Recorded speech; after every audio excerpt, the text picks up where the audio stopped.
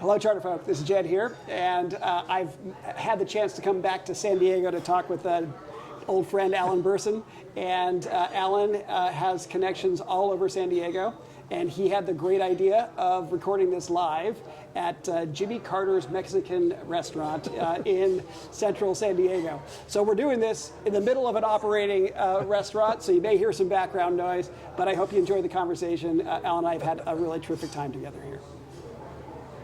Alan, thank you so much for joining me for a CharterFolk chat. Jed, it's good to reconnect. And I mean, this gets started because you invited me to a reunion of all the people that worked in your administration in San Diego. And I had happened to be ruminating on some progress that you made working at the airport, one of the most difficult projects anybody can imagine. And flying into what everybody believes is just like this incredible airport now. And you played a major, major role in getting that done. But then just thinking back to our time together in San Diego, and wait a second, did we make as much progress in education as we did then? And so suddenly you and I are back in contact with each other again, and now we're here. So thanks for making time for this. For sure. And I also want to just give a little bit of context for listeners too. I mean, in our family life, I think it's fair to say there's kind of like before Alan and since, when I met you through a business school contact. You probably remember Adam Newman, who was helping you with the blueprint. And I met him at Kellogg, and he was like, there's a guy you need to meet. And then we were linked up via email. And after that, I ended up coming to work here, and you just thrust me out into a river, that I didn't know how fast the current was, so for all sorts of reasons, it's just great to be able to reconnect and to be able to express gratitude for the difference that you made in my life.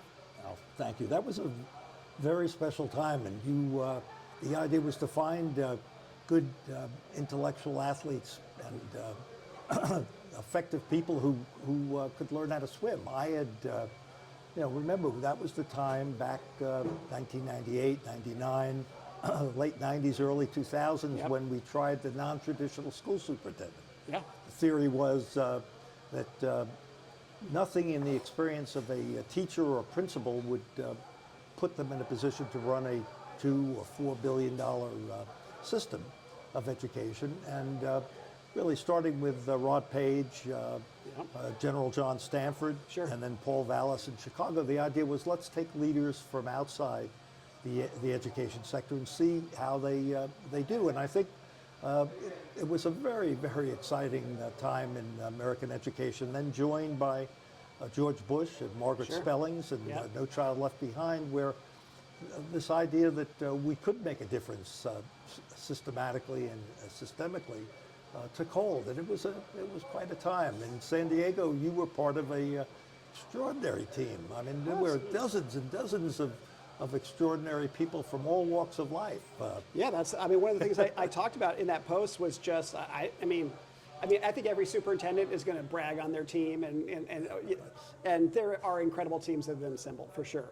But there aren't many, in my estimation, that had just the breadth and the depth that your team did. And there was just something about your personal involvement, your background, your level of commitment. I know that, like, when you had me come, I wasn't thinking I was going to go and work, in a superintendent's office. But not only did you end up recruiting me, you ended up recruiting 2 more from Kellogg. And I know I told you this story when we got together, but one of my funniest memories is at Kellogg, in the program for the graduation, they listed all of the companies that had hired people from Kellogg, McKinsey, Goldman Sachs, BCG, all this stuff. And in the bottom right-hand corner, if you had at least 3 that were hired, you made it. So there in the bottom right, San Diego Unified School District. Well, this was great. You should have been present at the recruitment of you and Lauren and Ken, Yeah. Zeph. But it was 2 Navy admirals, getting Lou Smith, who headed up the Seabees to take the bond and reconstruct the city schools, or Ronnie Froman, the Navy mayor of San Diego, to run the business thing, or a Marine colonel, Terry Smith as chief of staff, a new position in a school district. legal aid lawyer, Right. Joanne Sawyer Noel Yeah. as the general counsel, Ricardo Soto to back, and Tad Parson to back her up. It was when we pulled everyone back for the reunion, which only, I guess we had 30 or 40 people. Yeah. It really was Camelot, and which is one of the reasons why I'm, you're reaching out and what you've done since and what others have done. It's a good time to reflect at this point in American history. Yeah, well, that's what I wanted to ask you about. I will. I mean, just there was the senior team you led, you brought together, and then there was us, young folk that you brought together. I remember the first time I met Joel Klein. I was in your office, and you introduced me as coming from Kellogg, and he just like what? Wait, there are people from working here, and after I started at San Diego Unified, we had Eli Broad send his team down, and they interviewed the three of us, and they built an entire program where across the country, it was probably hundreds of people Yes. ended up being placed in in school district central offices and big CMOs because of this kind of stuff. So it's just another one of these legacies that you have that you probably aren't even thinking of, but it's a part of what you got done here through your just stunning leadership and care, all that. I'm not so modest, but it really was the team. It really was the team, and meeting, and then befriending, and Joel Klein, who I'd known in the Justice Department, Roy Romer coming before Sure. LA. In each case, what they said was, should I do this? Should I take this on? And the answer I gave to both of them was, this will be the most important work you do in your life, but it won't be the most fun. I can assure you of that. Well, and I think there are a lot of people that had San Diego on the national radar screen. What you were doing was just unprecedented. And I also think the progress that the Blueprint for Student Success made in San Diego was incredibly noteworthy.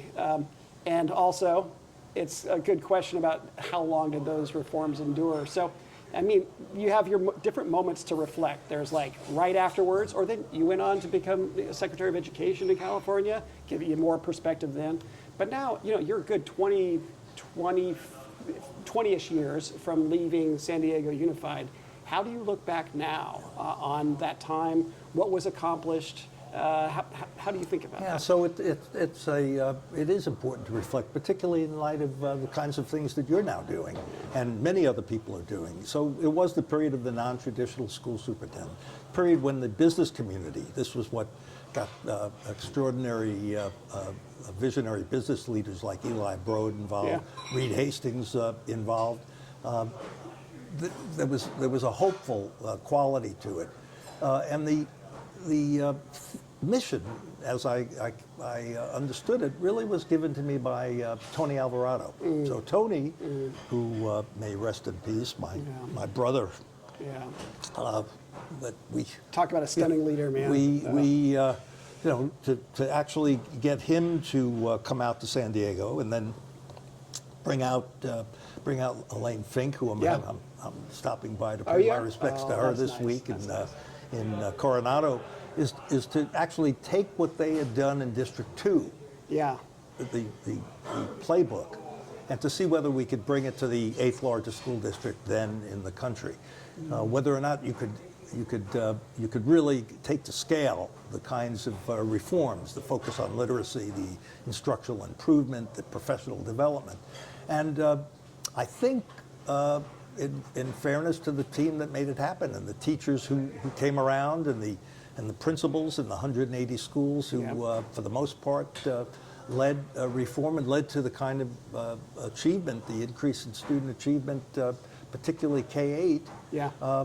That yes, I think the mission was accomplished with a big caveat. So as I've said, I think what we demonstrated in San Diego, all of us, the team, was that you could reform an urban school district, but the asterisk is that the reform could not be sustained. So we lasted 7 years on a margin of a 1 vote on the school board. But at end, the forces of the status quo, largely the teachers union, Yeah.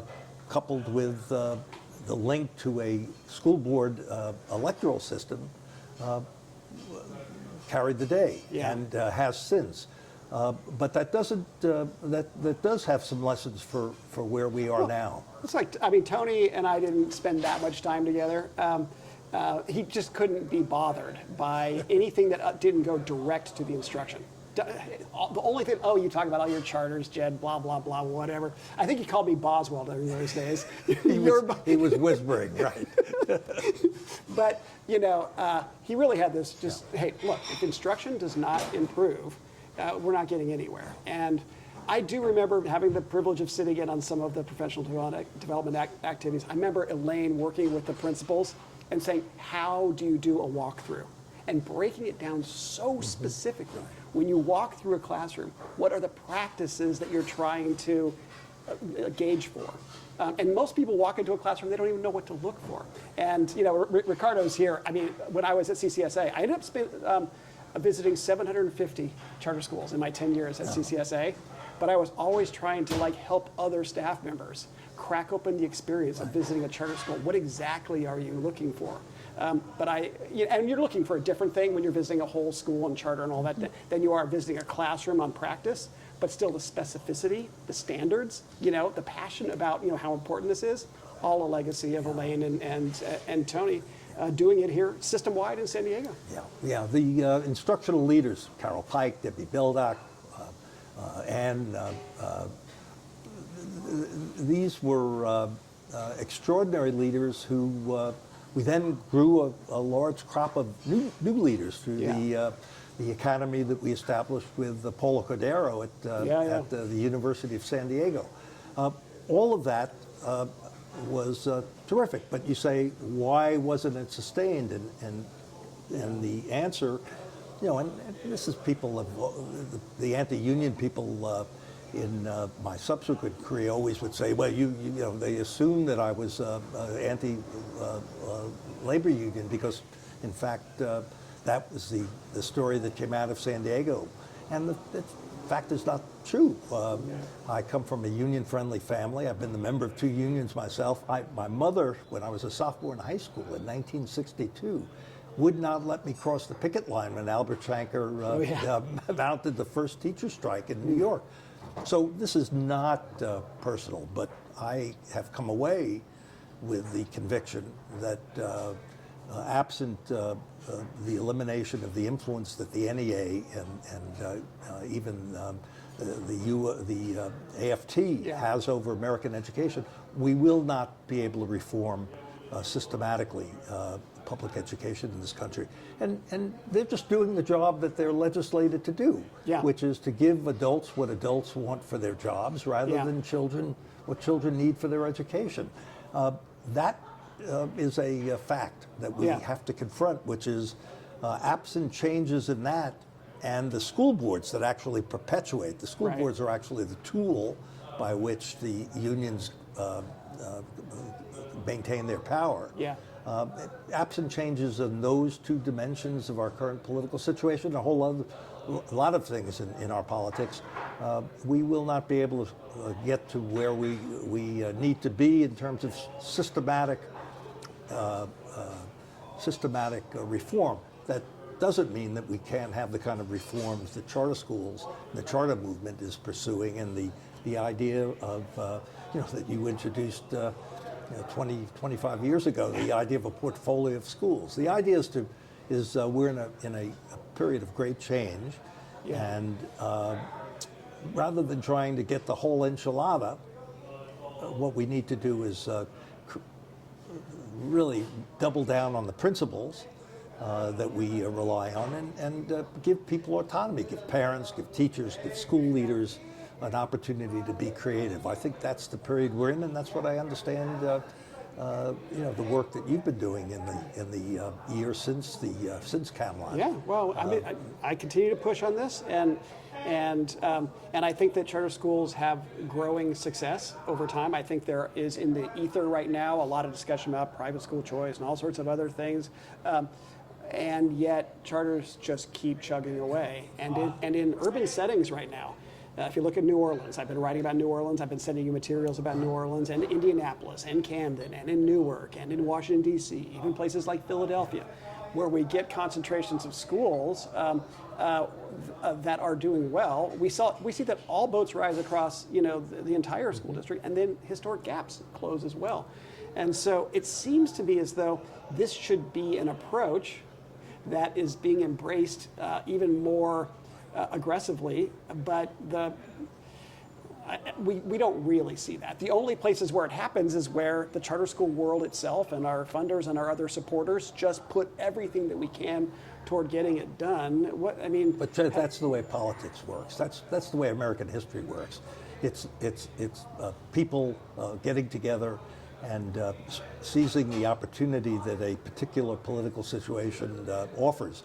What we need to do is have a clearer vision of what we want to do and a clearer understanding that we're in the midst of a massive political upheaval in this country. Yeah. That this is a dimension of it. But a big part of it too, though, I think, Alan, is that people still cling to a belief. There still is a naivete that if they just get the right superintendent or whatever, they're going to be the city that proves everybody else wrong. And when someone like you, as formidable as you are, begin to share, that just is naive. It's simply not going to work. You can choose for political reasons or for whatever other reason to let your district continue to languish.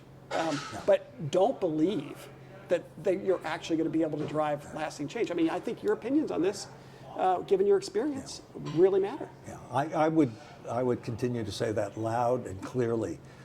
Not because it's not a worthy mission, we're just not equipped politically to do it. So let's take school boards, which dominate the urban landscape still, although also elsewhere in the country. Yeah. So this is a terrific institution created by Horace Mann in the 19th century, and the 18th, building on the 18th century, coming into the 19th century, that was the mechanism by which we asserted democratic control over schools, community control over schools. And basically it was tied to the tax base, right? Mm-hmm. The basic job of a school board member was to do this. Yep. Now, fast forward to the 21st century and much of the last half of the 20th century, and the union movement, for lots of economic globalization reasons, has been weakened in the private sector to the great detriment, I think, of the middle class in this country. Yeah. And the union movements that have thrived have been the public sector unions in every field, in education perhaps more than elsewhere. Well, what do we have now? We have basically low visibility elections in cities to elect school boards. Yep. The major players, now that the business community has absented itself from those elections, the teachers' unions. Yep.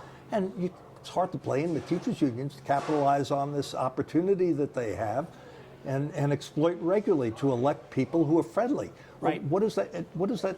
The result of that is that you have union people on both sides of the negotiating table. I'm probably not following what's happening in Sacramento right now, but the union has regained complete control of the board, and essentially the union is negotiating with itself. And Sacramento Unified, though, is just imploding financially. They've agreed to things that are simply not sustainable. And for a while, there was some force that the charter school world and others were trying to work on those elections. We've essentially gone slack in Sacramento Unified, and now we see this arise. Somehow or another, we've got to figure out some other check and balance, some other structure that's going to be more durable for urban improvement. Yeah, this will require, though, a change in Democratic Party politics. Because of the traditional, going back to the Franklin Roosevelt in the 30s, the link between Democratic politics and the union movement is that's just hung on. Yeah. And given the way in which campaign finance works in this country, you continue to perpetuate this link that prevents the change, because this is going to take a change that does not permit that eliminates school boards. They really are an anachronism, and we have to come to grips with that, both in the urban area and in the rural area. But easier said than done. Yeah. But I have confidence that if we continue to create this this idea that you cannot do this with the forces arrayed against it, you cannot do the system reform. It always takes longer than you want, Jed. See, and my two obsessions here since leaving CCSA, and when I left, Charter School Growth Fund sent me on a tour of 35 states, and I just got to visit every place, and I really saw a lot of things that were just sobering to me. And the two things, really the three things, were that we needed stronger advocacy. Our organizations need to be stronger, and our teacher unions are able to do both policy work and political work, and the charter school world had basically done only policy. We needed the political as well. The second thing was we needed a better policy agenda. Yes, we got to keep fighting for funding and facilities and those kinds of things, but we're starting to have systemic impact. And we're not bringing forward the proposals that would allow school districts and others to evolve into a bigger place. And the third piece was that charter school people ourselves were down in the mouth, and some of us were starting to believe we were on the wrong side of history. We were believing it, and I also feel like our world had not been investing in our own people enough, and so our own people were losing a sense of belief in ourselves. So those are the three things I keep working on over and over again. And I think the second one is maybe the one that's irking me the most right now, because we have places where charter schools have made extreme great progress, but then we stall out at 30%, 40%, or 50% of kids in charter schools. What is the proposal, right? I mean, where do you think the policy creativity is going to come that's going to be able to solve some of these really difficult problems you're talking about? So specifically in my experience has been you've got to get to the parents at the local community, and you say, well, that's elementary. But my experience here in San Diego with the charter schools and with the extraordinary work that you and Larry Rosenstock did at High Tech High, that Preuss has done out at UCSD, that conversion charter schools have done in the city, but it was ultimately the parents who were properly led by parent leaders, but with help from organizers that asserted themselves. And you say, well, that's true, but it's very tough to do. Yeah, it's very tough to do. But the answer to how do we get over the hump of 40% of the students or 50% of the students is the story of the success of the schools that exist. It's got to be taken further into the community. And part of that requires, and you and I have talked about this, and now it pains me to say it, but one of the problems of the charter movement is that we've never really dealt with the accountability issue as fully as we have to. When we get to the point where it genuinely is about the children, and we're not preserving schools that don't work, charter or not, then I think we'll be able to start selling this idea when you see the distinction in performance. Yeah. Well, I hear you. Definitely grassroots strength. I mean, it's what makes the charter schools different than every other reform effort that's come before us. We have a base. We got 4 million kids in charter schools now. And we've got some states where the associations are turning those parents and others into a voting bloc. Not strong enough to really compete toe-to-toe with unions, but not nothing. So I hear you. But I also feel like we don't have coherence. This is where what we need is something Bersin-esque. I mean, we need your smarts. We need people really at the grass tops level that can come forward. And some of the stuff like in Indianapolis right now, I don't know if you're following that specifically, but what does the Indianapolis Public School District evolve into? How do we help it become basically the biggest CMO in town? Who is their authorizer going to be? How are they going? And we split, the great, conflict of interest we have for most of our school districts in the country is they are both the operator and the regulator. They're a Super Bowl team and they're the Super Bowl referee. Come on. And we know this. but we never propose a solution. And for the first time, we're doing it in Indianapolis, but I just think it's the beginning. And Well, Indianapolis smart has people got like the yourself context. could help. Yeah, well, Harvard could help. All sorts of places really could. This is an important point. This is about convening Yeah. and doing the hard work of hope, right? Yeah. Which is figuring out what the solution is. But maybe this is what happened at that time of the non-traditional superintendents. A group of people got together and funded the intellectual effort. And this is exactly where I'm going. I don't think it's going to come from. It's got to come from non-traditional backgrounds, right? To get the creativity of thinking. I think convening that group, investment bankers, private equity people, community organizers. Yeah. I mean, the beauty of the San Diego experience was the diversity of view that we had involved in that. We then hired Deborah Gomez from Sacramento, right? Right. To redo the HR system. I think there may be a lesson in that, which is you've got to bring people from a variety of perspectives. Yeah. And you've got to get the funding to sustain a thinking this through, because it doesn't. I wish it were as simple as an idea occurs. Yeah. It's really generating that kind of change and then building the political support for it is critical work. But I feel like the lack of crispness on our side, I'm beat up on. I'm inviting you to beat up on us. But like your experience at Gompers, incredible. A historically challenged school in the district, converts to charter school status. Its results, on some measures, far surpass even what's going on in high-tech high, right? And it's thriving. And the message of conversion to a district teacher is so different. We're not seeking to replace you. You're not the problem. We want you to be even more successful than you already are. Come, and as you convert, your job's not going away. You keep your job, right? But because we don't present our work in those kinds of terms, I think we invite more opposition than we would otherwise get. Right, and you can't buy into the union tactic of being anti-union is being anti-teacher. I mean, exactly. That's elementary, and it's got to be taken on.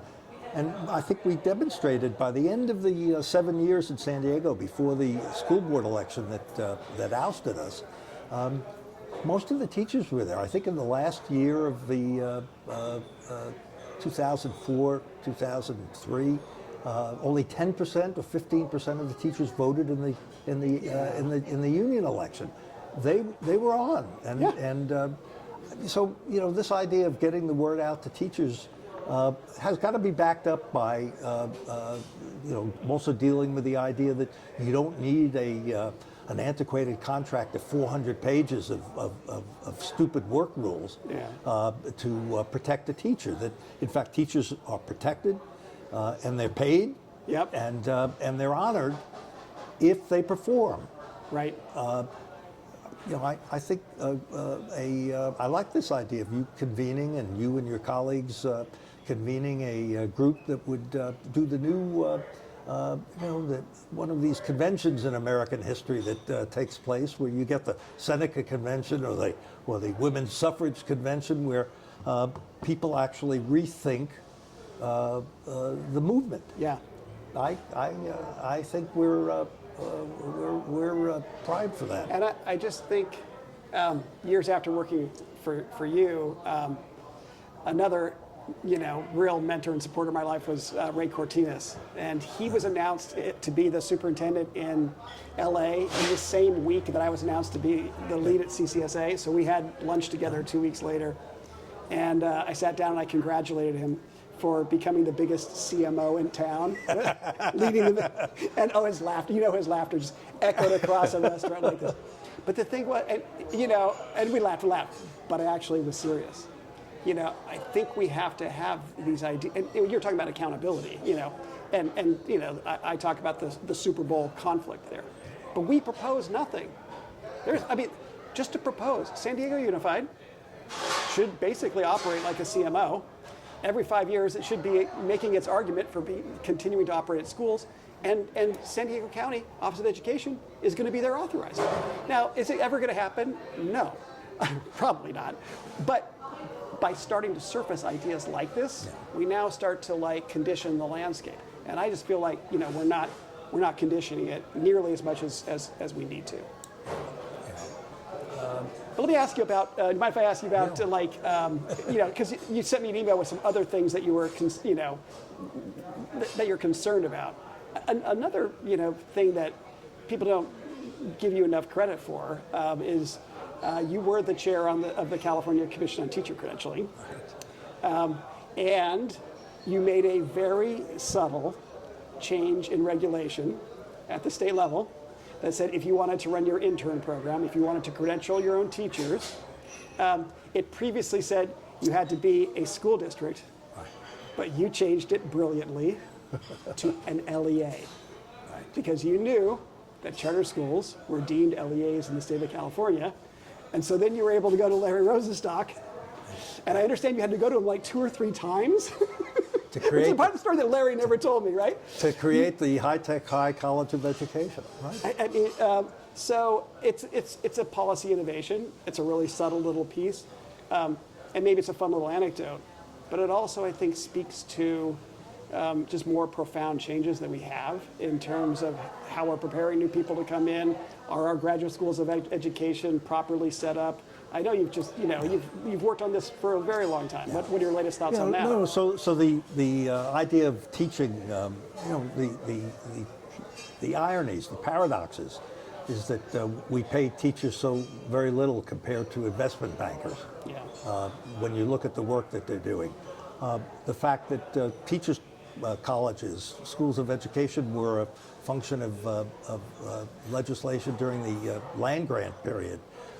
They did enormous good, but they never succeeded in turning teaching into the profession that it ought to be, with the compensation, with the status, with the rewards that come with professional status. And when I analyzed, trying to figure out why is that, there are a whole series of reasons that explain it. The lack of a knowledge base that you build on.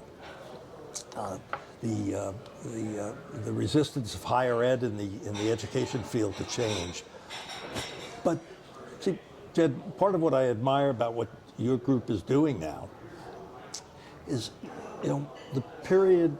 This is such a period of change and opportunity that I think the focus, this idea of instructional improvement, that Tony Alvarado introduced me to, that I still believe at the end of the day, the beginning of the day, the quality of teaching is what affects the degree of learning. Yeah. But even the theoreticians of that movement, Dick Elmores, have moved away and said, well, that we could never get to the scale that we needed to actually have the impact, and that we should be looking to technology. And so we're in the midst of this rethink. Change, so that I completely endorse the direction that we have to fix the politics. We have to confront the union problem. We have to confront the school board problem. We have to confront the difficulties of district reform and recognize that the districts need to use their power and authority to enable other solutions to the problem that it has not found. So I'm dodging your the issue, although I think it's a fundamental one, because I think we have some business on the plate. We have some business on the table that needs to be dealt with, and people are starting to do that with seriousness in Indianapolis, in Denver, in Houston, and elsewhere. When I was I started my career in Los Angeles. I was the 16th or 17th lawyer at Munger, Tolles and Olson in Los Angeles, and a nondescript businessman had partnered up with Charlie Munger of Munger, Tolles and Olson. And his name was Warren Buffett. And he used to come to the Monday lunches that we would have. And he said something that stuck with me forever. He said, Best source of new business is the work on your desk. I like that.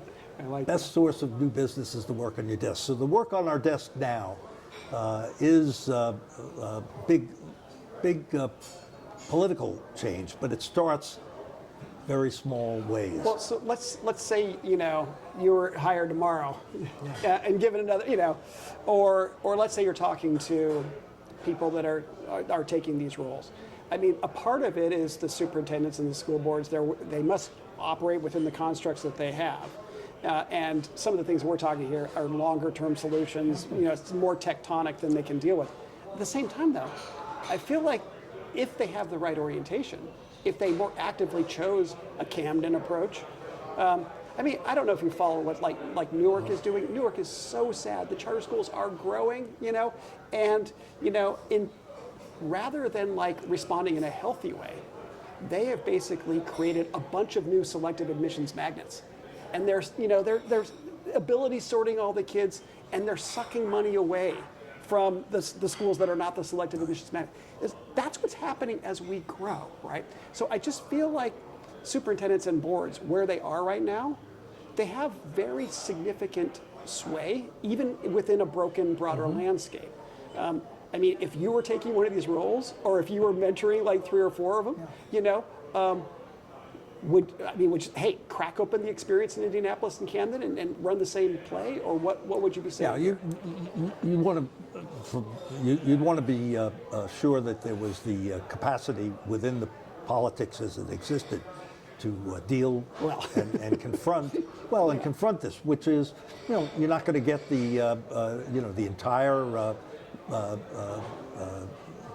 portfolio of schools approach adopted, but openness to it, this idea that the people would be open to change and that they would be willing to support and be very specific about it. This is not about, this is what I intend to do. I mean, the tragedy of most of these school searches for superintendents is that it's after the superintendent is selected that they then say, we're now going to convene a 6-week study group to figure out what's the mission.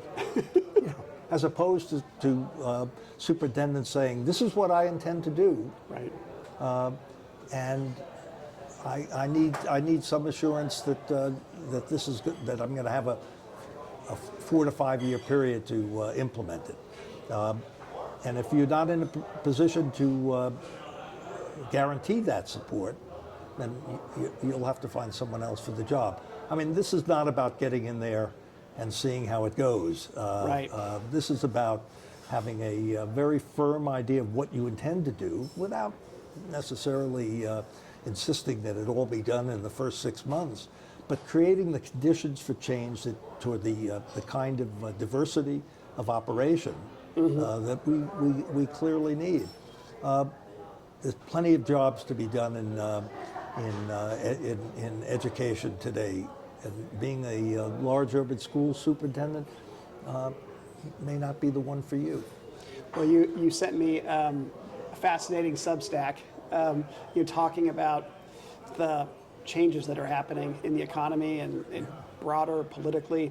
You don't even know about this. Before, 5 years before I sent you this most recent information about San Diego, I talked about, Normal Street, the name of our central office here in San Diego, there being a rough beast slouching toward Normal Street to be born, and normal streets are like across the entire country. And I mean, I would say I wrote that almost 6 years ago. I think the slouch and the size of the beast that's headed toward these school districts is even bigger, and they are probably the most antiquated, the least well set up to deal with like what's coming. Maybe you want to share some of your thoughts just about just the broader changes that are happening in technology, broader changes that are happening in politics, and then reconnect it again to what does that mean for our work here in education? Yeah. So we're in a period of massive disruption in every area, and what this the idea that so many of the fundamentals in the paradigms that we've operated are changing. Yeah. You know, the idea of abundance rather than scarcity. Yeah. The idea that intelligence now is not something to be Commodity. extracted, but it's a commodity, Yeah. and we have to figure out how to deliver it, and Yeah. prepare people to work with it.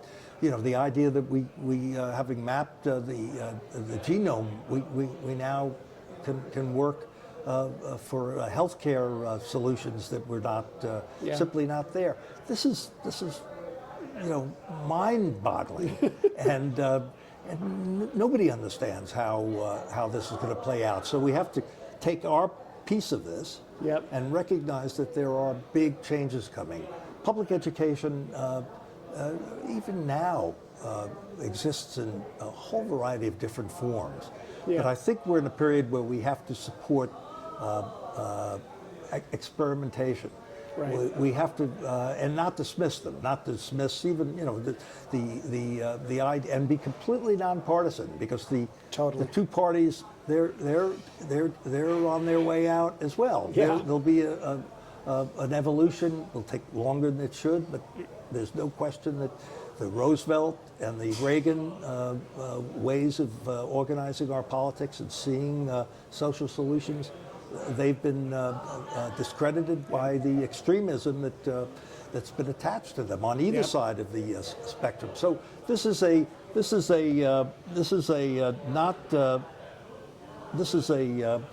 not nobody knows, and anyone who tells you they know is full of it. But it's also an exciting time, Right. And therefore, you know, I try to counsel my friends. You know, I wouldn't have invited Donald Trump to be the disruptor, but we should also recognize that Joe Biden and Kamala Harris couldn't have been the disruptors. That we're at a period where change is happening, and if you condemn every bit of it because you don't like the change agent, Yeah. you're actually making a mistake. That's not to condone things that Right. shouldn't be condoned, but this is about this. Go back to the idea of we need to get good people together to come up with solutions, well thought through, Yep. and but willing to show the courage to start implementing. You know, we never knew where many of the things we started in San Diego were going to end up. But we had our principles, and we had a guiding vision, and we trusted people, capable people, to go forward. That's where we are today. Well, I mean, and I'm glad you bring up courage. And I know you watched Brandon's piece, and I think you watched Howard Fuller's as well. And there, I think we've kind of had this vain hope that maybe we were going to be able to get it done without some rather remarkable demonstrations of courage. But I also remember school board meetings where people that were out for you would come and just say the most outlandish things about you.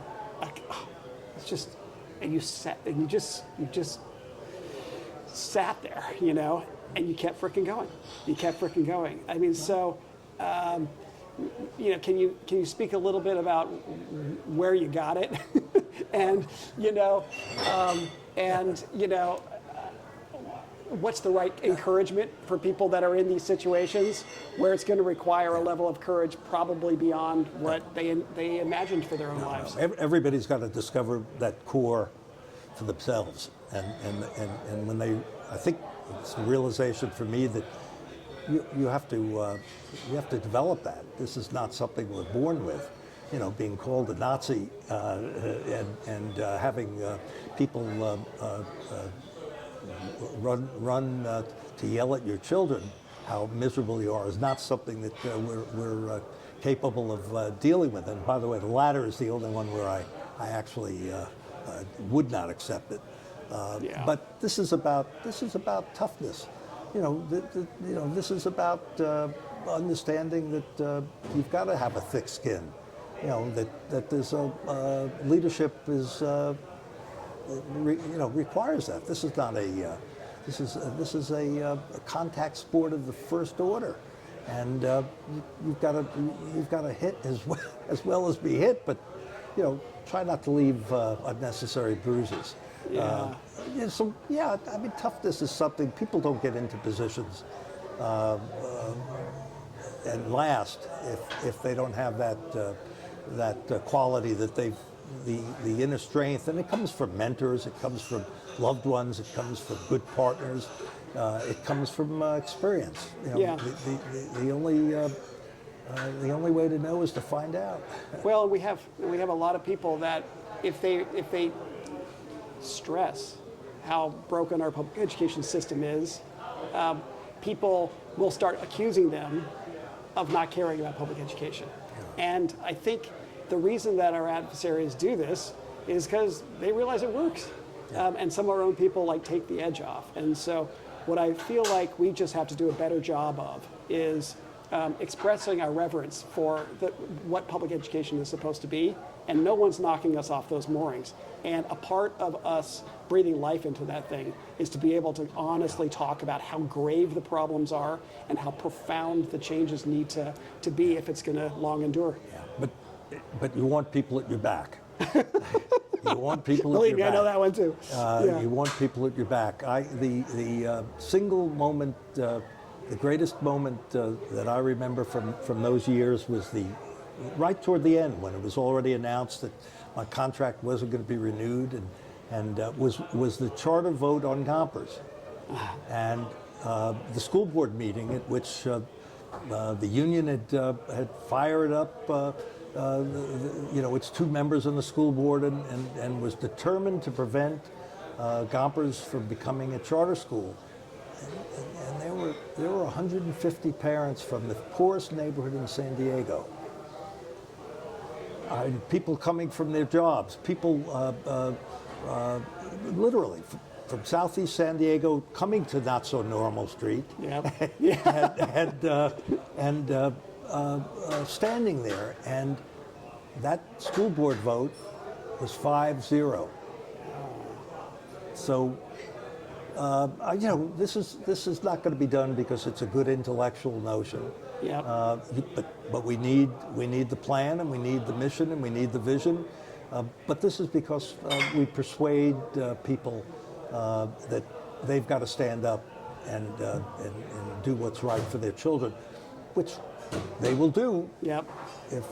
If we create circumstances for that to happen.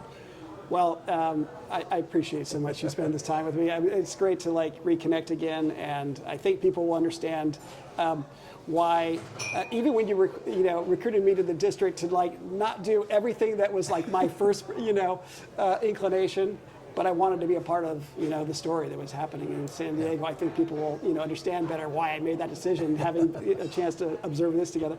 But I'll also just say, I'm glad that we're reconnected again. I think our relationship's going to be refreshed. And I'm going to bring it back to that discussion that needs to happen, the coherence in the right places. And maybe you and I can work together on that. Maybe there's a way for us to see if the conversations about what we really need public education to evolve into can start happening again. Because I think what happened is it just became so political. And I think the opponents of reform came to make it so politicized that everybody's just kind of stayed away from it. And no, we cannot stay there. The discussions must happen, and the breakthroughs in thinking and creativity need to emerge. I'd love to do that, and I actually bring something to this I didn't have when we worked together 20 years ago, which is now at a point in life where I don't have time for baloney. So I don't remember you having time for baloney. Well, I tolerated a lot of baloney, particularly at those school board meetings. But seriously, this idea of getting the convention, getting the new charter, is something I'd be delighted to work with you on, and the people out there. And maybe the last message for today is, none of us really know where this is going to end up. So the important thing is maintain your integrity, maintain your vision, and maintain your confidence in the ability that this will change. Hey, from this perspective in my life and my knowledge of American history, we've been through tough times before. This is a particularly tough time. Yeah. But you know, the 1820s was a tough time. The 1850s, the Civil War was a tough time. The 1930s, Absolutely. closer to my parents. Yeah. So let's just lift ourselves up and stop feeling sorry for ourselves. The 70s was a much more violent time of disruption after the 60s. So, you know, American history has seen this before. It's time for people like you and people in the charter movement to redouble their commitment and recognize that never comes easy, and it always takes longer. And but definitely onto something. Public education is in store for a great change. Well, I look forward to continuing to talk about it with you in the years ahead, and just appreciate your ongoing interest in it, and you know, your willingness to share perspective. Because I think some folks, they finish their time and the last thing they want to do is crack open stuff again. And your willingness to do so today, and I think in the years ahead, could be a really important addition to the national conversation.